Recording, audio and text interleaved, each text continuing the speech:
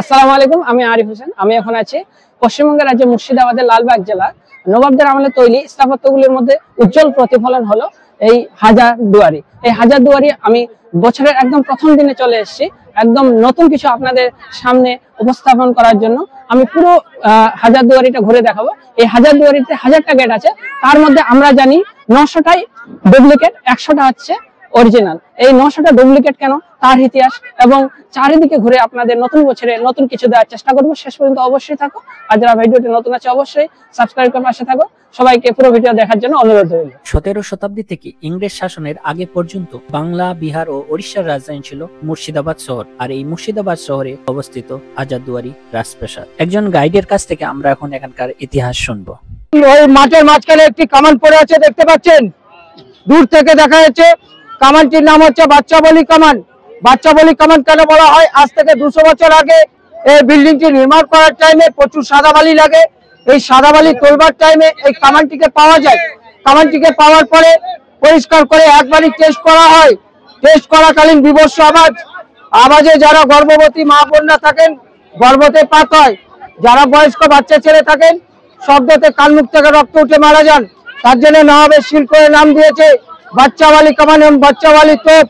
প্রতিনগর নবাব হওয়ার আগে নবাব সিরাজউদ্দৌলার মা আমিনা বেগম মনে বাসনা প্রার্থনা করেছিলেন, আমার ছেলে যদি উড়িষ্যা, বিহার, বাঙ্গালের রাজধানী রাজা হয় তো আমি মক্কা শরীফ থেকে পবিত্র মাটি এনে এখানে মদিনা তৈরি করে দেবো। যারা গরিব মানুষ মক্কায় হজ করতে যাবার সমর্থ ক্ষমতা থাকে না, 7 পাক ঘুরলে মক্কার হজের নেকিটা সম্ভব হয়। তাই নবাব সিরাজউদ্দৌলার দাদু আলীবর্দী খাঁ মক্কা শরীফ থেকে গিয়ে পবিত্র মাটি এনে এখানে তৈরি করে দেওয়া হয়, যার নাম হয় সিরাজের মদিনা এবং চন্দন কাঠের মদিনা। চন্দন কাঠটি ধূপকাঠি মোমবাতি জ্বালাতে গিয়ে পুড়ে যাওয়ার পরে তারপরে যে পাকা মদিনা।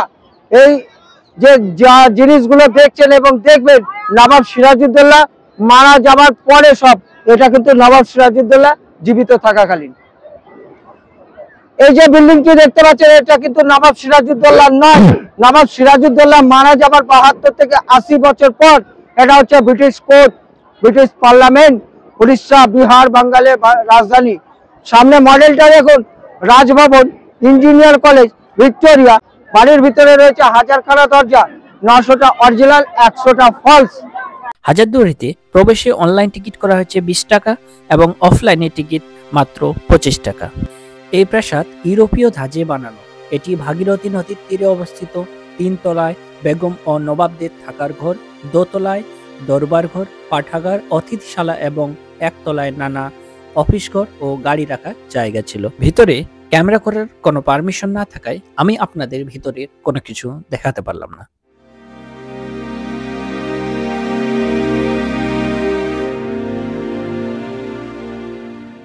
আপনারা এখন যে বিল্ডিংটি দেখছেন সেটি নিজামত ইমামবাড়া। এটি ভারতের মুর্শিদাবাদে একটি শিয়া মুসলিম জামাতের স্থান। বর্তমানে নিজামত ইমামবাড়াটি 1848 খ্রিস্টাব্দে নবাব মনসুর আলী খান নির্মাণ করেছিলেন। এটি নবাব সিরাজদৌল্লার নির্মিত পুরাতন ইমামবাড়া। 1842 এবং 1846-এর আগুনে ধ্বংস হয়ে যাওয়ার পর নির্মিত হয়েছিল। এই ইমামবাড়াটি ভারত ও পশ্চিমবঙ্গ তথা এশিয়ার বৃহত্তম ইমামবাড়া। হাজারদুয়ারি প্রাসাদের ঠিক বিপরীতে এবং ভাগীরথী নদী থেকে মাত্র কয়েক ফুট দূরেই অবস্থিত।